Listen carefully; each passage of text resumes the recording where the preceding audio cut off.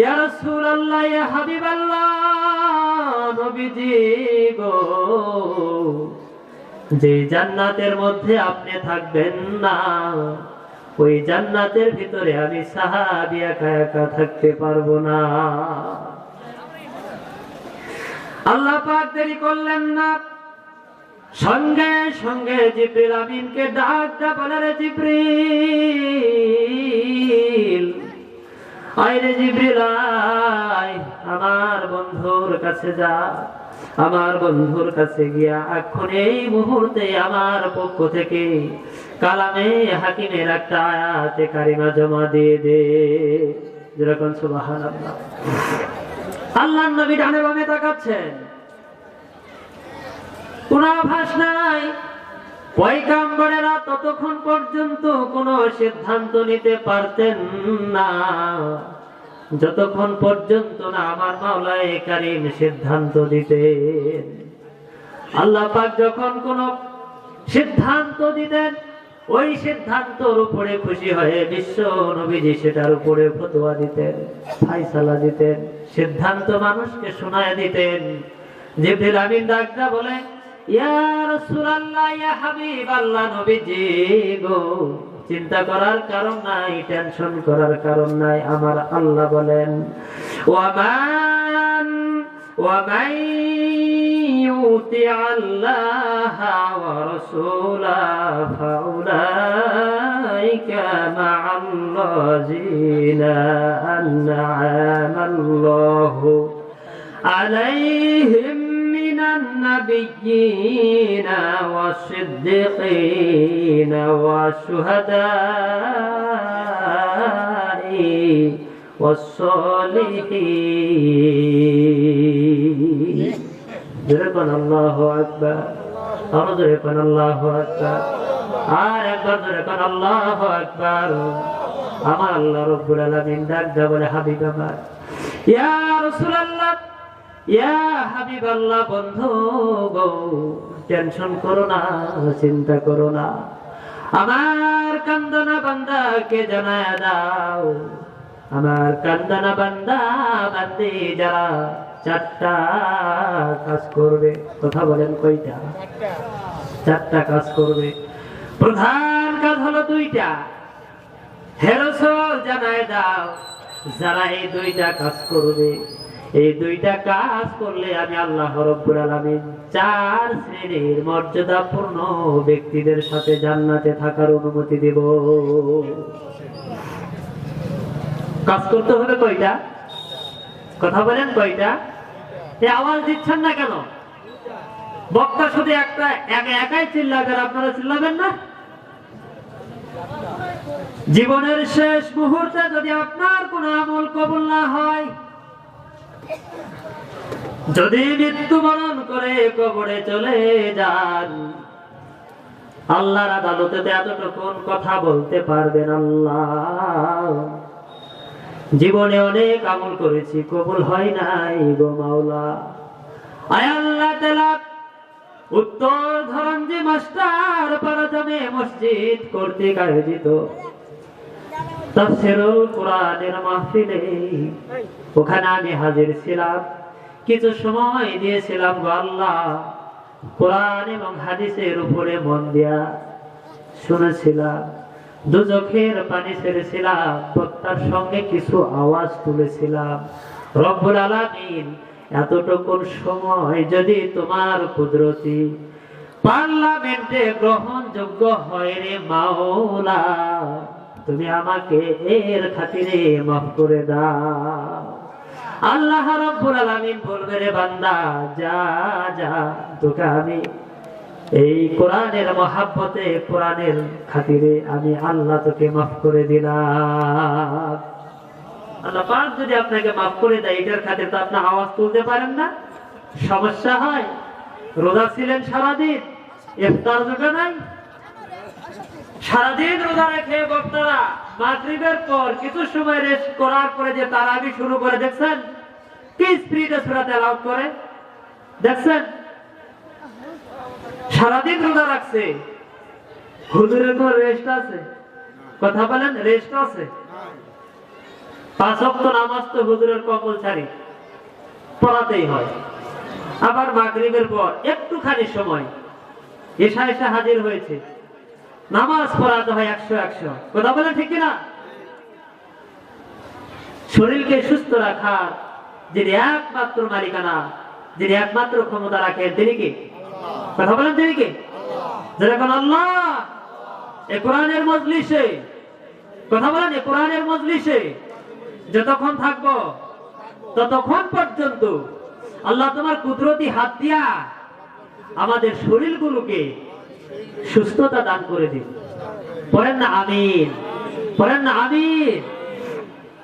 আল্লাহ রাব্বুল আলামিন ডাক দেয়া বলে বিসমিল্লাহির রহমানির রহিম ওয়া মান ইউতি'ইল্লাহা ওয়া রাসূলাহু ফাউলাইকা মা'আল্লাযীনা আন'আমা আল্লাহু আলাইহিম মিনান নাবিয়্যিনা والصديقين والشهداء والصالحين।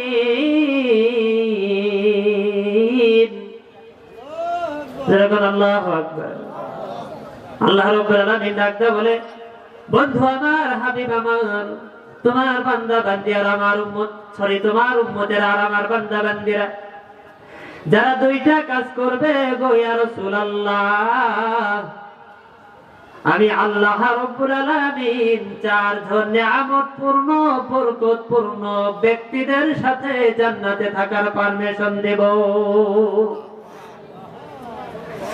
প্রথম নাম্বার কাজ হলো ইয়া রাসূলুল্লাহ, ইয়া হাবিবাল্লাহ, জানাই দিন পৃথিবীর সব মানুষ মণ্ডলীকে যারা আমি আল্লাহর গোলামি স্বীকার করবে গো ইয়া রাসূলুল্লাহ,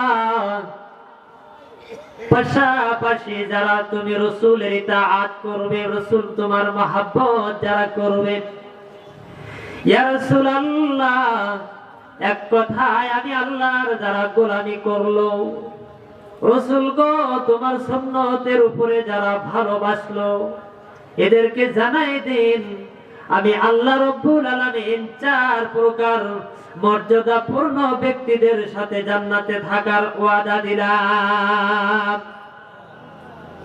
1 নম্বর নবীয়িন। কথা বলেন 1 নম্বর কি? সমস্ত নবীদের সর্দার যিনি, তিনি কে? আপনার আমার প্রিয় নবী মুহাম্মদ রাসূলুল্লাহ সাল্লাল্লাহু আলাইহি ওয়াসাল্লাম। ওগো নবী কমলিওয়ালা, রহমাতের আমিন, যার খাতিরে সিজদা করছেন আসমান ও জমিন। ওগো নবী দয়ার নবী, রহমাতের আমিন, যার খাতিরে সৃষ্টি করছেন 7 আসমান 7 জমিন। কথা বলে ঠিক কিনা? আল্লাহর দুনিয়ায় কত মানুষ আছে, সবাই তো এ কোরআন বোঝে না। আল্লাহর দুনিয়ায় কত মানুষ আছে, সবাই তো এ কোরআন শোনে না। কোরআন আমাদের জীবন বিধান, কোরআন আমাদের মূল। কোরআন ছাড়া পথ চলিলে সবই তো ভুল। কোরআন ছাড়া পথ চলিলে সবই তো ভুল। কথা বলে ঠিক কিনা? ও গো নবী কমলিওয়ালা, রহমতের আমিন, যার খাতিরে সৃষ্টি করলো সাত আসমান সাত জমিন। যেরকম মারহাবা, যেরকম মারহাবা। নাতে রাসূল ভালো লাগে না? নাতে রাসূল ভালো লাগে না? আল্লাহ রাব্বুল আলামিন ডাকটা বলে, বন্ধু আমার, হাবিব আমার, জানাই দিন, যারা এই দুইটা কাজ করবে, আমি আল্লাহকে যারা ভালোবাসবে, রাসূল তোমার সুন্নতের উপরে পাবন্দী হবে, এদেরকে আমি আল্লাহ রাব্বুল আলামিন 4 প্রকার বরকতময় ব্যক্তিদের সাথে জান্নাতে থাকার পারমিশন দেব। প্রথম নাম্বার ব্যক্তি হলো অন্নাবিয়িন, সমস্ত নবীদের নবী যিনি, সমস্ত যিনি নবীদের সম্রাট যিনি, এই নবীটা হলো মুহাম্মদ রাসূলুল্লাহ সাল্লাল্লাহু আলাইহি ওয়াসাল্লাম। আমার বন্ধুগণ, যদি এই দুইটা কাজ করতে পারি, আমার আল্লাহ রাব্বুল আলামিন আমাদেরকে নবীর সাথে জান্নাতে থাকার পারমিশন দেয়া দিবে। যেরকম সুবহানাল্লাহ, আর একবার যেরকম সুবহানাল্লাহ। হয় নাই ভাই, আর একবার যেরকম সুবহানাল্লাহ। দ্বিতীয় নম্বরে আমার আল্লাহ রাব্বুল আলামিন বলেন ওয়াসিদ্দিকিন, সিদ্দিকিন, আবু বকর সিদ্দিক। যে আবু বকর নবীজির প্রিয় ছিলেন, কে ছিলেন? এই কথা বলেন না কেন? ওয়াজ বুঝছেন আপনারা? ওয়াজ কি শুনতেছেন? আবার আপনার নবীজির প্রিয় ছিল, কে ছিল? সাধারণ কোন একটা নেতার সঙ্গে দেখা করতে গেলে নেতার পিএসের সাথে আগে ঘুর করা লাগে, এরপর নেতার কাছে যাওয়া লাগে। পিএস যদি বলে যাও নেতার সঙ্গে দেখা করতে, এখন পারবা, তাইলে যাওয়া যায়। পিএস যদি কই না, তাহলে ব্রেক মারা লাগে। কথা বলেন ঠিক কিনা? এইটা হলো পিএস এর ক্ষমতা দুনিয়ার জমিনে। আমার আল্লাহ রাব্বুল আলামিন ডাক দেয়া বলে, এইটা কেমন সিদ্দিকিন জানোনি? এইটা হলো সেই সিদ্দিকিন যিনি হচ্ছেন সরাসরি আমার হাবিবুল্লাহর পিএস। এটা কেমন সিদ্দিকিন জানোনি? হাসরের ময়দানে বিচারের কার্যকলাপ শেষ যখন হয়ে যাবে, আমার আল্লাহ রাব্বুল আলামিন এই আবু বকরকে ডাকটা বলবে, সিদ্দিকে আকবার, আবু বকর রে, তোর জন্য আমি আল্লাহ রাব্বুল আলামিন 8টা জান্নাতের দরজা খুলে রাখলাম। যেই দরজা দিয়ে তোর মনে চায় ওই দরজা দিয়ে জান্নাতে প্রবেশ কর। এটা কোন সিদ্দিকে আকবার জানোনি? যেই সিদ্দিকে আকবার বিশ্ব নবীজির মিরাজ করার পরে শুধু কান দিয়ে শুনেছেন আমার নবীজি মিরাজ করেছে, ডানে বামে সামনে পিছনে কোনো কিছু জিজ্ঞাসাবাদ না করে আমার নবীজিকে ডাক দেয়া বলেছেন, নবীজি সত্য ঘটনা।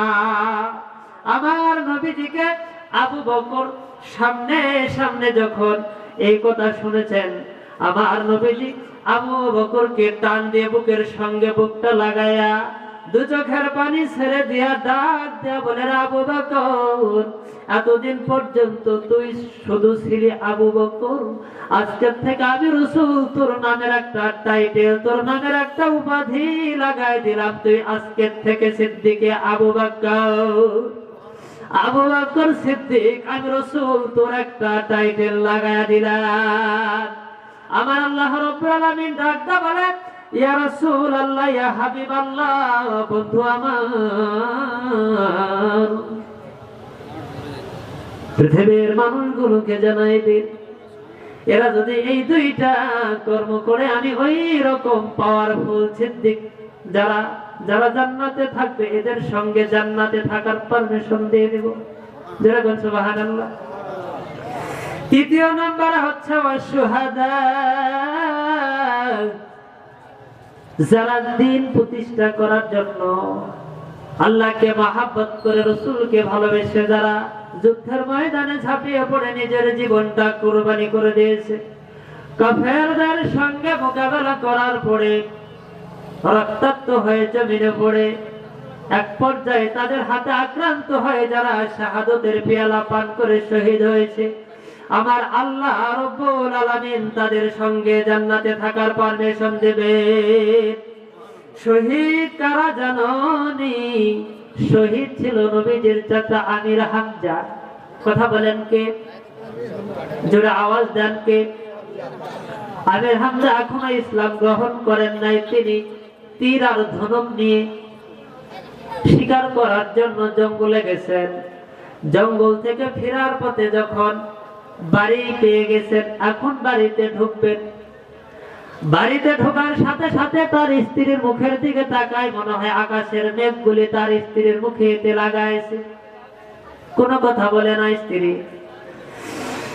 আমির হামজা ডাক দেয়া বলে, স্ত্রী রে, স্বীকার করতে পারি নাই, মনে হয় এই জন্য মন খারাপ করেছে। আমির হামজার স্ত্রী ডাক দেয়া বলে, প্রাণের স্বামী আমার, স্বীকার করতে পারো নাই, কোনো দুঃখ নাই, কোনো যন্ত্রণা নাই। আজকে স্বীকার করতে পারো নাই, কোনো সমস্যা নাই, আগামীকাল স্বীকার করতে পারবা। কিন্তু গো প্রাণের স্বামী আমার, তোমার ভাতিজা মুহাম্মদ রাসূলুল্লাহ সাল্লাল্লাহু আলাইহি ওয়াসাল্লামকে চিনোনি? বলে হ্যাঁ। তুমি কিছু শুনছনি? বলে না। তুমি কি জানো প্রাণের স্বামী আমার, তোমার কলিজার টুকরা ভাতিজাকে আবু জেহেল মেরেছে, আবু জেহেল আঘাত করেছে। তুমি যদি এইটার প্রতিশোধ না নাও, তোমার সঙ্গে আর কোনো কথা নাই। তুমি কামাই করে দাও, আমি ভাত রান্না করি, ওই ভাতের পাতিল থেকে ভাতও পর্যন্ত তোমাকে দেব না। যেরকম সুবহানাল্লাহ, আরো আওয়াজ দেন সুবহানাল্লাহ। মেজাজটা বড় খারাপ হয়ে গেল আমির হামজা। শিকারি করতে ব্যর্থ হয়েছে, বাড়িতে এসে দেখে এমন ঘটনা, মন মেজাজটা চড়াও হয়ে গেল। ধনুকের উল্টা উপর করে ধরেছে। আবু জেহেলের বাড়ির দরজার সামনে ডাক দিয়েছেন, আবু জেহেল বাড়ি আসনি? বলে আসি, বাইরে আয়। আবু জেহেল যাই মাত্র বাহিরে এসেছে, তরবারির উল্টা পিঠ দিয়ে কোনো কথা ছাড়া, প্রশ্ন ছাড়া এমন আঘাত দিয়েছে, আবু জেহেলের মাথাটা ফেটে গেছে। যেরকম সুবহানাল্লাহ। আবু জেহেল হাত দেয়, রক্ত পড়ে মাথা দিয়া। আমির হামজাকে ডাক দেয়া বলে, তুই আমাকে মারলি কেন? আমির হামজা ডাক দেয়া বলে, তুই আমার ভাতিজাকে মারলি কেন? আমার ভাতিজা কি তোর কি ক্ষতি করেছে যার জন্য তুই আমার ভাতিজাকে মারছিস? এই যে আজকে আমি সারাদিন না খেয়ে, মন মানসিকতা ভালো নাই, স্ত্রীর মুখে শুনছি তুই আমার ভাতিজাকে মারছিস, স্বীকারও করতে পারি নাই। একটা আঘাত দিলাম ধনুকের উল্টা পিঠ দিয়া, যদি কোনো কথা বলিস আর একটা আঘাত দিয়া দুনিয়ার থেকে বিদায় দিয়া দিব। এইটা কোন সিদ্দিক জাননি? এইটা কোন সুহাদা জাননি? এইটা তো সেই সুহাদা যেই শহীদ ফরজ গোসলের কথা ভুলে গিয়া নবীজির মহাব্বতে যুদ্ধের ময়দানে ঝাঁপিয়ে পড়ে কাফেরদের বিরুদ্ধে যুদ্ধ করে জীবনখানি বিলীন করে দিয়েছেন। এটা তো সেই শহীদ যে শহীদ ফরজ গোসলের কথা ভুলে যেতে পারে।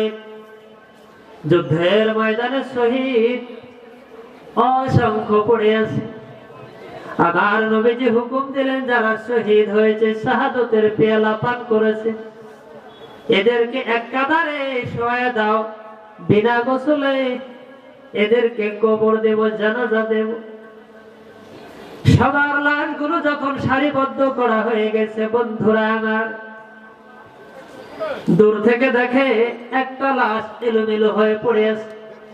কাছে যায় দেখে, গো এইটা আর কেউ নয়, এইটা হলো সেই শহীদ, সেই বীর যোদ্ধা আমির হামজা। আমার নবীজি তাকে আদর করে তুলে নিলেন, তাকে বিনা গোসলে দাফন দেবেন বলে চিন্তা করলেন। দূর থেকে দেখা যায় আওলা বেশে পাগল কেসে একটা মহিলা আসছে। আমার নবীজিকে পর্দার ভিতরে পর্দা করে সালাম দিলেন, ডেকে ডেকে বলে, ইয়া রাসূলুল্লাহ, ইয়া হাবিব আল্লাহ, নবীজি গো সব শহীদদেরকে বিনা গোসলে দাফন করেন, কোনো আপত্তি নাই, কিন্তু আমার প্রাণের স্বামীকে বিনা গোসলে দাফন করেন না। আমার প্রাণের স্বামীর এখনো পর্যন্ত ফরজ গোসল বাকি আছে। শুনেছে আপনি যুদ্ধের ময়দানে শহীদ হয়েছেন গো নবীজি, এই চিন্তায় ফরজ গোসলের কিনারায় গিয়েছিল ঠিক, কিন্তু গোসলের কথা ভুলে গিয়ে যুদ্ধের ময়দানে ঝাঁপিয়ে পড়েছে। বিশ্বনবীজি ডাকটা বলে, তোমার স্বামী কেডা? মহিলা ডাকটা বলে, ইয়া রাসূলুল্লাহ, ইয়া হাবিবাল্লাহ, নবীজি